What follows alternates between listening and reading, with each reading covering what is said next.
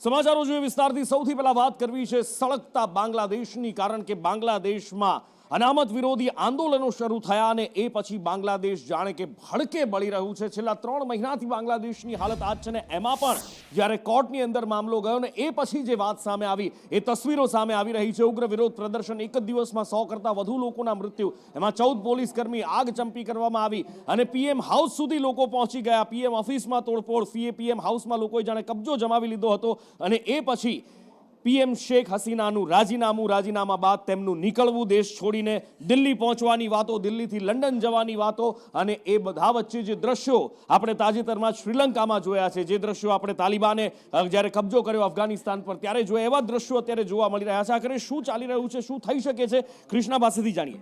જી બિલકુલ નુપુર, શ્રીલંકા બાદ ભારતનો બીજો પાડોશી દેશ અત્યારે આક્રોશની આગમાં બળી રહ્યો છે. વાસ્તવમાં આ આરક્ષણથી શરૂ થઈ હતી આગ, કારણ કે 30% આરક્ષણ 1971માં જ્યારે બાંગ્લાદેશનું નિર્માણ થયું અને સ્વતંત્રતા સેનાનીઓ હતા એમના પરિવાર માટે ફાળવવામાં આવ્યું અને તેના કારણે વિદ્યાર્થીઓમાં આક્રોશની આગ ભડકી નીકળી. તેમણે કહ્યું કે આ કોટા ખતમ કરો, કારણ કે તેના કારણે વિદ્યાર્થીઓને અન્યાય થશે જે સરકારી નોકરી માટે તૈયારી કરતા હોય અથવા તો જે લાયક છે નોકરીઓ માટે. પરંતુ શેખ હસીના સરકારે એ ઝૂકી નહીં અને પરિણામ એ સમયે ન ઝૂક્યા અને એના કારણે અત્યારે એમને ભાગવું પડ્યું છે. કારણ કે એવું કહેવાય છે કે જેવી રીતે સિંહાસન ખાલી કરો કે જનતા આતી હે, એવું શ્રીલંકા બાદ ફરી એક વખત બાંગ્લાદેશમાં જોવા મળ્યું છે. છેલ્લા 2 મહિનાથી, જુલાઈથી આ શરૂઆત થઈ હતી ધીમે ધીમે અને આ આક્રોશની આગ ધીમે ધીમે વકરતી ગઈ અને સરકારને ન ડામી શકી. કોર્ટે પણ એમાં સર્વોચ્ચ અદાલતે પણ એમાં દખલગીરી કરવાની કોશિશ કરી હતી અને આંદોલન થંભે માટે પ્રયાસ કર્યા હતા, પરંતુ એવું ન થઈ શક્યું અને પરિણામે આરક્ષણ વિરોધી જે આંદોલન હતું એ સરકાર વિરોધી આંદોલન બની ગયું. છાત્રોએ એ પણ માંગ મૂકી દીધી કે શેખ હસીના સરકારે રાજીનામું આપવું પડશે અને પરિણામે ધીમે આ ઘર્ષણ વધતું ગયું. પ્રોટેસ્ટર્સ, આંદોલનકારીઓ અને પોલીસ વચ્ચે, સુરક્ષા જવાનો વચ્ચે સતત ઘર્ષણ થયું અને એના કારણે 300 લોકોના મૃત્યુ થયા છે. માત્ર રવિવારની જ આપણે વાત કરીએ તો 100 લોકો કરતાં વધારે મૃત્યુ થઈ ગયા હતા. પરિસ્થિતિ એ હદે વણસી કે કર્ફ્યુ લાદી દેવામાં આવ્યો, શટડાઉન કરી દેવામાં આવ્યો, મોબાઈલ સેવા ઠપ કરી દેવામાં આવી, પરંતુ તેમ છતાં પણ આ આગ વધતી જ ગઈ અને છેવટે ગઈકાલે 4મી તારીખની રાતે એવું કહેવામાં આવ્યું કે 5 તારીખથી 3 દિવસ માટે બાંગ્લાદેશમાં સંપૂર્ણપણે શટડાઉન લાગુ કરવામાં આવશે અને તેમ છતાં પણ આ આંદોલનકારીઓ એક જગ્યાએ હજારોની સંખ્યામાં ભેગા થઈ ગયા, પીએમ નિવાસ સ્થાને ભેગા થઈ ગયા અને એ સ્થિતિની ભાળ કદાચ એમને મળી ગઈ હતી શેખ હસીનાને અને એમને એ પણ ખબર પડી ગઈ હતી, સેના દ્વારા પણ એમને કહી દેવામાં આવ્યું હતું કે એ એમને સુરક્ષિત નહીં રાખી શકે અને એ જ કારણ છે કે સેનાએ હેલિકોપ્ટર આપ્યું અને એ પોતે એમાંથી બાંગ્લાદેશમાં ઢાકામાંથી પોતાના નિવાસ સ્થાનેથી નીકળી ગયા. એ અગરતલા, ત્રિપુરા અગરતલા આવી રહ્યા છે, દિલ્હી આવી રહ્યા છે, દિલ્હીથી તેઓ લંડન જઈ શકે છે એવી ઘણી બધી અટકળો ચાલી રહી છે કે એ લંડનમાં શરણ મેળવી શકે છે, સુરક્ષા મેળવી શકે છે. પરંતુ આ બધા વચ્ચે અત્યારે જે તસવીરો સામે આવી રહી છે, આપણે જોયું હતું શ્રીલંકામાં કેવી રીતે મહિન્દા રાજપક્ષે ગયા અને ત્યારબાદ એમના નિવાસસ્થાનમાં આંદોલનકારીઓ, લોકો ગૃહયુદ્ધની સ્થિતિ નીકળી ગઈ હતી અને ત્યારબાદ લોકો એમના ઘરમાં પહોંચી ગયા હતા, સ્વિમિંગ પુલમાં આરામ ફરમાવી રહ્યા હતા. કંઈક એવા જ દ્રશ્યો અત્યારે બાંગ્લાદેશમાંથી પણ સામે આવી રહ્યા છે. એમના ઘરમાં લોકો ઘૂસી ગયા છે, લૂંટપાટ થઈ રહી છે, એમની ખુરશીઓ મકાનમાંથી લોકો લઈને ભાગવા લાગ્યા છે. આવી હાલત છે. આ બધા વચ્ચે આર્મી ચીફ દ્વારા પ્રેસ કોન્ફરન્સ કરવામાં આવી અને એમના દ્વારા એવું કહેવામાં આવ્યું છે કે શેખ હસીનાએ રાજીનામું આપ્યું છે, તેઓ દેશ છોડીને નીકળી ગયા છે અને અમે ઇન્ટરિમ સરકાર બનાવવા માટે સંપૂર્ણપણે સહયોગ કરીશું. એટલે આ બધા વચ્ચે એ સ્થિતિ ક્લિયર થઈ ગઈ છે કે શેખ હસીનાની એક્ઝિટ થઈ ગઈ છે, સેના ઇન થઈ ગઈ છે. એમને અન્ય પક્ષોને પણ સરકાર રચવા માટે આમંત્રણ આપ્યું છે નુપુર અને હવે શું આગળ એ ફૂલ થાય છે એ જોવાનું રહેશે, કારણ કે આપણો પાડોશી દેશ છે એટલે ભારતના ડિપ્લોમેટિક અને સિક્યોરિટી રિલેશન્સમાં પણ અસર પડી શકે છે. બિલકુલ, અને એટલા માટે જ શું થઈ શકે, શું થશે એ સવાલ પણ સૌથી મોટો છે ને. એની સાથે અત્યારે શેખ હસીના જે આર્મીના એટલે કે એરફોર્સના વિમાનથી નીકળ્યા હતા, ડિફેન્સના વિમાનથી, એ દિલ્હી પહોંચી રહ્યું છે કે શક્યતાઓ, અટકળો વ્યક્ત થઈ રહી છે કે દિલ્હીથી તેઓ જઈ શકે છે લંડન. પણ દિલ્હીમાં જ્યારે તેઓ રોકાણ કરવાના છે, ભારતના સંબંધ બાંગ્લાદેશ સાથે ખૂબ સારા છે, પૂર્વ વડાપ્રધાન છે અને એમના પિતાને પણ ભારતે શરણ આપ્યું હતું જ્યારે આજથી લગભગ 30 વર્ષ પહેલા આવી જ કંઈક ઘટના બની હતી. આજે શેખ હસીનાને શરણ આપે છે કે કેમ, શું એમની સાથે કોઈ મળવા જાય છે કે કેમ, કારણ કે બાંગ્લાદેશના લોકોનું પણ વિચારવાનું છે અને શેખ હસીના સાથેના પણ સંબંધ જ્યારે પીએમ હતા ત્યારના છે, એમના પિતાથી લઈને અત્યાર સુધી, કારણ કે બાંગ્લાદેશનું આમ જુઓ તો નિર્માણ જ ભારતે કર્યું છે અને એ બધા વચ્ચે જ્યારે પીએમ આવે છે ત્યાંથી ભાગીને જેમની સામે જનાક્રોશ છે, જો એ ભારતની ધરતી પર ઉતરે છે તો બાંગ્લાદેશના લોકો સાથે કેવી રીતે તાલમેલ બેસાડાય છે, ઘણા બધા સવાલો છે. કદાચ આજે સાંજ પડતાની સાથે એ બધા સવાલોના જવાબ પણ મળી જશે. આગળ વાત કરવી છે વરસાદી તારા તારાજીની, કારણ કે વરસાદ તો એટલો બધો નથી વરસ્યો, પણ ઉપરવાસમાં જે વરસાદ વરસ્યો એને દક્ષિણ ગુજરાતના 2 જિલ્લાઓને ધમરોળીને મૂકી દીધા, નવસારી અને વલસાડ. એમાં પણ વલસાડ શહેર જાણે કે તારાજ થઈ ગયું હોય એવા દ્રશ્યો જોવા મળ્યા છે. ઔરંગા નદી ગાંડી તૂર બની હતી. નીચાણવાળા વિસ્તારો વલસાડ શહેરના કે જે પાણી થઈ ગયા હતા, અત્યારે પાણી ઓસર્યા છે અને હવે કાદવનું સામ્રાજ્ય જોવા મળી રહ્યું છે. મોગરાવાડી અંડરપાસ કે જ્યાં પાણી ભરાઈ ગયા, એક સુરતનો કાર ચાલક આવ્યો હતો અને એમાં પસાર થવા ગયો હતો અજાણ્યો કાર ચાલક, અને એ કાર ચાલકના કારણે અહીંયા એ અજાણતા અંદર જવાના કારણે જીવ જોખમમાં મુકાયો હતો. મધુબન ડેમમાંથી પાણી છોડાઈ રહ્યું છે. આ બાજુ અંબિકા નદી પણ ઉફાન ઉપર હતી. અંબિકા નદીએ એની ભયજનક સપાટી વટાવી દીધી હતી. નવસારીના ઘણા બધા વિસ્તારો છે કે જે ગણદેવી છે, બિલીમોરા છે, એ બધા જ વિસ્તારોની અંદર પાણી ફરી વળ્યા હતા. એ બધા તાલુકા વિસ્તારની અંદર પાણી ફરી વળ્યા. ગ્રામ્ય વિસ્તારોની અંદર રેસ્ક્યુ પણ કરવા પડ્યા હતા. નવસારી શહેર માટે પૂરનું જોખમ તોળાઈ રહ્યું હતું, પણ હવે એવું લાગે છે કે પાણીનું સ્તર ઘટી રહ્યું છે, કારણ કે દરિયામાં હવે ઓટ શરૂ થઈ છે. દરિયાએ પાણી ખેંચવાનું શરૂ કર્યું છે અને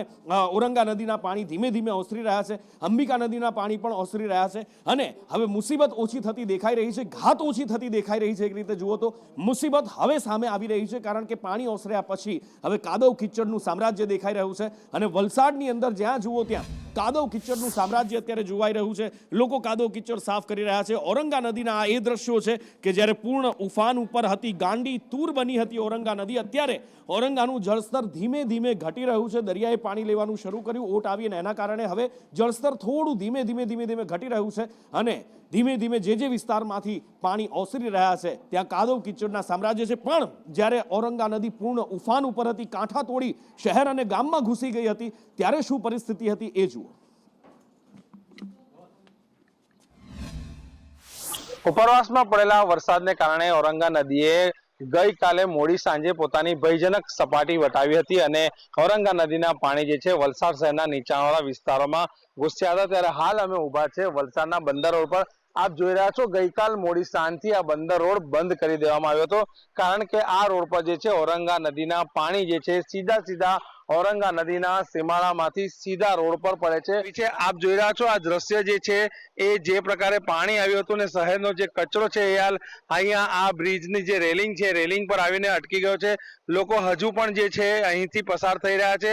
હજી પણ જે છે આ રોડ ઉપર પાણી ભરાયેલા છે અને આ ઔરંગા નદીનું સીધું પાણી જે છે હાલ આવી રહ્યું છે. હાલ તો ઔરંગા નદીની સપાટીમાં નોંધપાત્ર ઘટાડો થયો છે અને નીચાણવાળા વિસ્તારોમાંથી પાણી ઉતર્યા છે. તો લોકોએ પોતાના ઘરોમાં ભરાયેલા પાણી બાદ જે છે કચરો સાફ કરવાની કામગીરી પણ હાથ ધરી છે. સાથે નગરપાલિકા દ્વારા પણ જે છે વલસાડ શહેરમાં સાફ સફાઈની કામગીરી હાલ હાથ ધરાઈ રહી છે. જાવેદ ખાન, સંદેશ ન્યૂઝ, વલસાડ. ગત મોડી સાંજથી વલસાડની ઔરંગા નદીએ પોતાની ભયજનક સપાટી વટાવીને શહેરમાં ઔરંગા નદીના પાણી ઘૂસ્યા હતા, જેને લઈને 1000 જેટલા લોકોએ પોતાના ઘર છોડ્યા હતા. તો 300 થી વધુ લોકો શેલ્ટર હોમનો આશરો લીધો હતો. ત્યારે આજરોજ વહેલી સવારનો નજારો આપને બતાવવા માંગીશ કે આ ઔરંગા નદીનો નજારો જે છે એ ઔરંગા નદી જે છે હજી પણ પોતાની ભયજનક સપાટીના ઉપરથી વહી રહી છે. સામે દેખાઈ રહ્યો છે ઔરંગા નદીનો લો લેવલનો જે બ્રિજ છે એ હનુમાન બાગડા, બંદર રોડ અને વલસાડ શહેરને જોડે છે. તો બીજી તરફ આપને દ્રશ્યમાં બતાવીશ કે આ વલસાડ ઔરંગા નદીના કિનારે વસેલું જે કાશ્મીર નગર છે, જ્યાં હજુ સુધી પાણી ઓસર્યા નથી. નદીના પાણી હજી પણ કાશ્મીર નગર, તરિયાવાડ અને બંદર રોડ પર લોકોના ઘરોમાં પાણી ભરેલા છે. તો રસ્તા ઉપર નદી વહી રહી છે. બીજી તરફ હજી પણ જે છે ઔરંગા નદી પોતાની ભયજનક સપાટી વટાવીને વહી રહી છે. ત્યારે હાલ તો ઉપરવાસમાં વરસાદનું જોર ઘટ્યું છે. ત્યારે જોવાનું રહ્યું કે ઔરંગા નદી હવે પોતાની ભયજનક સપાટીના નીચે ક્યારે આવે અને વલસાડ વાસીઓ રાહતનો શ્વાસ ક્યારે લે. જાવેદ ખાન, સંદેશ ન્યૂઝ, વલસાડ.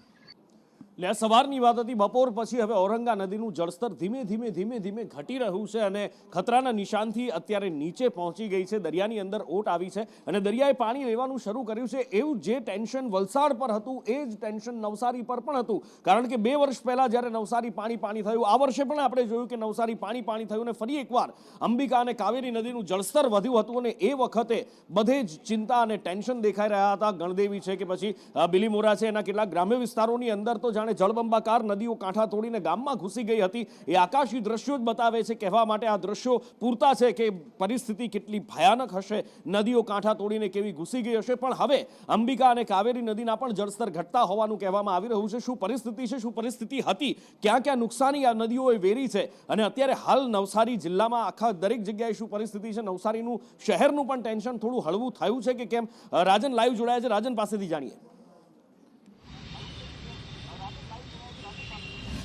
જી બિલકુલ નુપુર, નવસારી જિલ્લાની અંદર ગત મોડી રાતથી ટેન્શન વધ્યું હતું. નવસારી જિલ્લાની અંદર એક સાથે ત્રણેય નદીઓની સપાટીમાં વધારો થયો હતો. ત્રણેય નદી અંગે જો આપને વિગતે જણાવું તો જિલ્લાની લોકમાતા કહી શકાય એવી અંબિકા, કાવેરી અને પૂર્ણા ત્રણેય નદીઓની અંદર જળસ્તરમાં સતત વધારો મોડી રાત્રે જોવા મળ્યો હતો, જેને પગલે એક તબક્કે એસડીઆરએફ અને એનડીઆરએફ જે છે એ સ્ટેન્ડ બાય ઉપર આવી ગઈ હતી અને તરત બંને જ ટીમોને લોકોને સુરક્ષિત કરવા માટે તરત જ એલર્ટ કરી દેવામાં આવી હતી. સાથે જ નુપુર, ખાસ કરીને અંબિકા અને કાવેરી નદીના જળસ્તરમાં સતત વધારો થઈ રહ્યો હતો, જેને પગલે બિલીમોરા શહેર અને ગણદેવી તાલુકાના કેટલાક ગ્રામ્ય વિસ્તારોની અંદર પાણી ભરાવાની શરૂઆત થઈ હતી અને અંબિકા નદી જે છે તે એક તબક્કે 32 ફૂટથી વધુ ઉપર વહેવા લાગી હતી. 32 ફૂટ એટલે કહી શકાય કે 28 ફૂટ જે છે એ અંબિકા નદીનું ભયજનક ચિહ્ન છે, એનાથી ઉપર અંબિકા નદી વહેવા લાગી હતી, જેને લઈને બિલીમોરા શહેરની આસપાસ વાડિયા શિપયાર્ડ છે, જે વિસ્તારો છે ત્યાં પાણી ફરી વળ્યા હતા અને નદીના પાણી ફરી વળતા અનેક લોકોને હાલાકીનો સામનો કરવો પડ્યો હતો.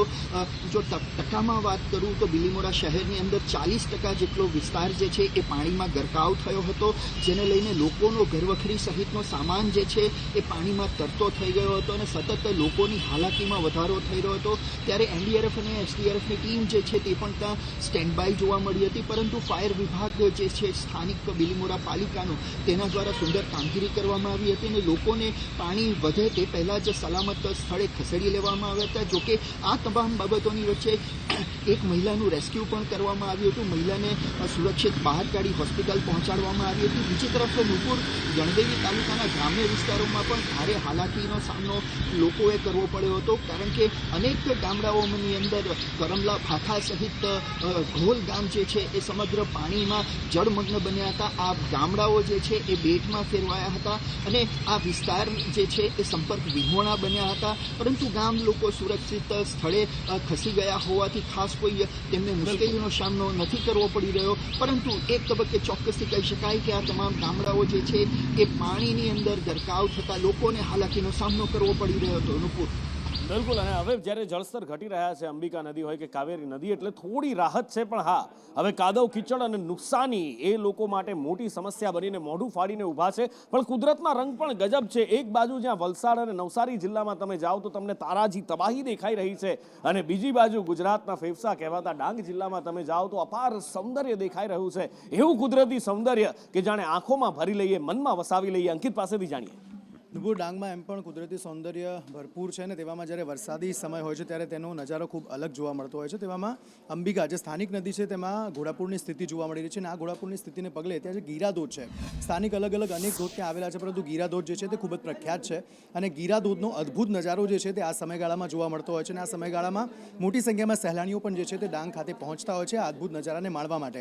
એવી જ રીતે સહેલાણીઓ તો પહોંચી જ રહ્યા છે, પરંતુ સાથે સાથે સ્થાનિક નદીઓ ગાંડીતુર થતાં અનેક જે લો લેવલના કોઝવે છે તેના ઉપરથી પાણી પસાર થઈ રહ્યા છે, જેના કારણે અનેક ગામો જે છે તે સંપર્ક વિહોણા થયા છે. લોકોને પારાવાર મુશ્કેલીનો સામનો તો કરવો પડી રહ્યો છે, પરંતુ તેની વચ્ચે જે આહલાદક દ્રશ્યો ડાંગમાં સર્જાયા છે તેને જોવા માટે મોટી સંખ્યામાં સહેલાણીઓ ત્યાં પહોંચી રહ્યા છે. બિલકુલ. એ રસ્તા ઉપરથી તમે જતા હો અને તમારી કારની બાજુમાંથી ધોધ વહેતો હોય, ઝરણા વહેતા હોય અને કેવું અદ્ભુત સૌંદર્ય, કેવી અદ્ભુત મજા આવતી હોય એ સૌંદર્યને માણવાની, એને મન ભરીને જીવી લેવાની.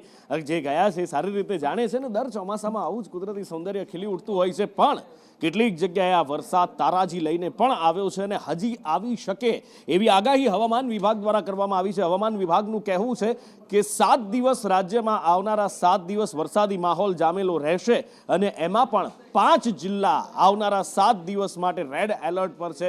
5 जिला पर घात तोड़ाई रही है। आने वाले दिनों के लिए गुजरात स्टेट की फोरकास्ट की बात करेंगे तो आने वाले 5 दिनों के लिए गुजरात स्टेट के सारे डिस्ट्रिक्ट कवर हैं, जिसमें लाइट टू मॉडरेट का पूर्वानुमान है। और आज के लिए वार्निंग की बात करेंगे तो आज के लिए जहां पर वेरी हेवी रेनफॉल की वार्निंग और साथ में ऑरेंज अलर्ट जारी है वो डिस्ट्रिक्ट है बनासकांठा, साबरकांठा, नवसारी, वलसाड़, सूरत, तापी, दमन और दादरा नगर हवेली, अहमदाबाद और गांधीनगर डिस्ट्रिक्ट के लिए आज हैवी रेनफॉल की वार्निंग है और साथ में थंडरस्टॉर्म की वार्निंग है। અને હજી પણ આગામી દિવસમાં 5 જિલ્લા એવા છે કે જ્યાં વરસાદી ઘાત તોળાઈ રહી છે. આશા રાખીએ કે અહીંયા આગળ વરસાદ આશીર્વાદ સ્વરૂપે વરસે, શ્રાપ સ્વરૂપે નહીં, કે જેવો મહારાષ્ટ્રની અંદર વરસ્યો છે. મહારાષ્ટ્રના ઘણા જિલ્લા એવા છે કે જેને તહેસ નહેસ કરી નાખ્યા છે. જાણે વરસાદે શહેરો પાણીની અંદર ગરકાવ થઈ ગયા હોય એવું દેખાઈ રહ્યું છે. મહાભયાનક દ્રશ્યો દેખાઈ રહ્યા છે ટીવી સ્ક્રીન ઉપર. ક્યાં શું પરિસ્થિતિ છે, એવી તો કેવી વિકટ પરિસ્થિતિ આવી કે સેનાને ઉતારવી પડી છે. ધવલ પાસેથી જાણીએ. જી, નુપુર, સેનાને ઉતરવું પડ્યું છે. છેલ્લા 5 દિવસથી સેના રેસ્ક્યુ ઓપરેશનમાં લાગી રહી છે.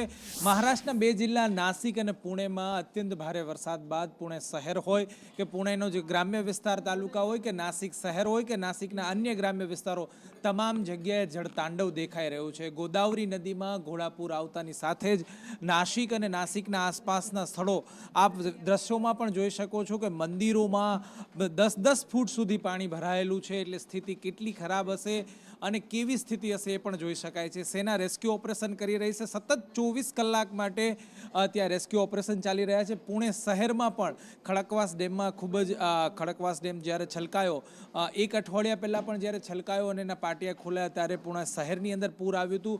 ફરી એક વખત પૂરની જેવી સ્થિતિનું નિર્માણ થયું છે. નીચાણવાળો વિસ્તાર તો હજુય જળમગ્ન છે અને આવનાર દિવસોમાં સતત રેસ્ક્યુ ઓપરેશનના કારણે લોકો બચાવ કામગીરી ચાલી રહી છે.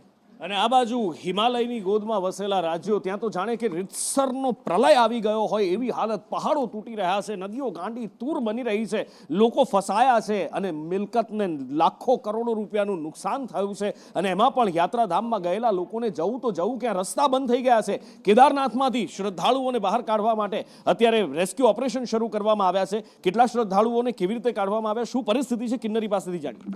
બિલકુલ નુપુર, જે પ્રમાણે ઉત્તરાખંડની અંદર અત્યારે ભારે વરસાદની પરિસ્થિતિ છે, કેદારનાથમાં ભારે વરસાદની પરિસ્થિતિ છે. તેને કારણે કેદારનાથ યાત્રા અત્યારે સ્થગિત પણ કરી દેવામાં આવી છે.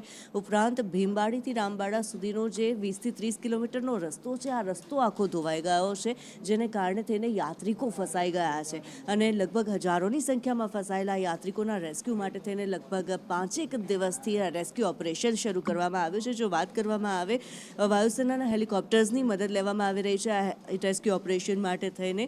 કેદારનાથ ધામથી યાત્રાઓને લિંચોલી લાવવામાં આવ્યા છે. 100 જેટલા યાત્રાળુઓનું હેલિકોપ્ટરથી રેસ્ક્યુ કરવામાં આવ્યું છે. NDRF અત્યારે કાર્યરત છે, SDRF કાર્યરત છે. ઉપરાંત જે છે હેલિકોપ્ટર, સ્નીફર ડોગ, તમામની મદદ લેવાઈ રહી છે. હજી 200 થી 300 જેટલા શ્રદ્ધાળુઓ છે તે ફસાયેલા છે. તેમના હેલિકોપ્ટરથી રેસ્ક્યુ માટેની કોશિશ અત્યારે કરવામાં આવી રહી છે. અને આગળ વાત કરવી છે વકફ બોર્ડ પર મચેલા ઘમાસાણની. કારણ કે વકફ બોર્ડની સત્તા પર અંકુશ લાવવાનો કાયદો કેન્દ્રીય કેબિનેટે એને મંજૂરી આપી દીધી છે અને સંશોધન લાવતો કાયદો, એનું બિલ આ જ અઠવાડિયાની અંદર રજૂ થવાનું છે. અને આ અઠવાડિયામાં રજૂ થાય એ પહેલા એના ઉપર ચર્ચાઓ ચાલી રહી છે. સૂત્રો તરફથી એ પણ જાણવા મળી રહ્યું છે કેટલાક મુસ્લિમ અગ્રણીઓ સાથે સરકાર ચર્ચા પણ કરી રહી છે કે કઈ રીતે શું કરી શકાય. અબાધિત સત્તા એમની પાસે છે, એની ઉપર લગામ કસવાની વાત છે અને એમાં શું સંશોધન આવે છે એ જોવાનું છે. પણ એ પહેલા બિલ રજૂ થાય ત્યારે થાય, પણ એ પહેલા અત્યારે રાજકારણ જબરજસ્ત ગરમાયું છે. એક બાજુ ધ્રુવીકરણના ભારતીય જનતા પાર્ટી પર આરોપ લાગે છે. ભારતીય જનતા પાર્ટીનું કહેવું છે કે આ સંશોધન સમય પ્રમાણે જરૂરી છે. देखिए, बहुत बड़ा अनरेस्ट होने जा रहा है. आप किसी को सप्रेस करते रहें, एक हद तक तो होता है सप्रेस, लेकिन उसके बाद उसके अंदर भी रिवोल्ट शुरू हो जाता है. इंसान है सब, इंसान एक हद तक बर्दाश्त करता है और ऐसी इररेलेवेंट चीज़ों को, नॉनसेंस चीज़ों को करके हमारे हिंदू भाई भी अब समझ गए हैं कि ये वोट लेने के तरीके हैं, हिंदू मुसलमान करके. देखिए, जो वक्फ व्यवस्था है या जो वक्फ सिस्टम है, उसको जो है वो टच मी नॉट की सोच, सनक और संकीर्ण सियासत से बाहर करना होगा. अगर आप जो है वो इसी संकीर्ण सियासत में, इसी सोच में और इसी सनक में रहेंगे कि वक्फ व्यवस्था को, वक्फ के सिस्टम को टच मी नॉट, मतलब आप छू नहीं सकते, छुई मुई है. अरे भाई, हर जो समावेशी सुधार है उस पर सांप्रदायिक वार की जो आपकी सनक है वो न तो मुल्क के लिए बेहतर है और न मजहब के लिए बेहतर है. और एक लॉन्ग पेंडिंग प्रॉब्लम का जो है वो लॉजिकल एंडिंग सोल्यूशन जो है वो वक्त के लिए भी बेहतर है और वक्त के लिए भी जरूरी है। અને આ સાથે જ વોર રૂમમાં અત્યારે સમય થયો છે આપનાથી વિદાય લેવાનો।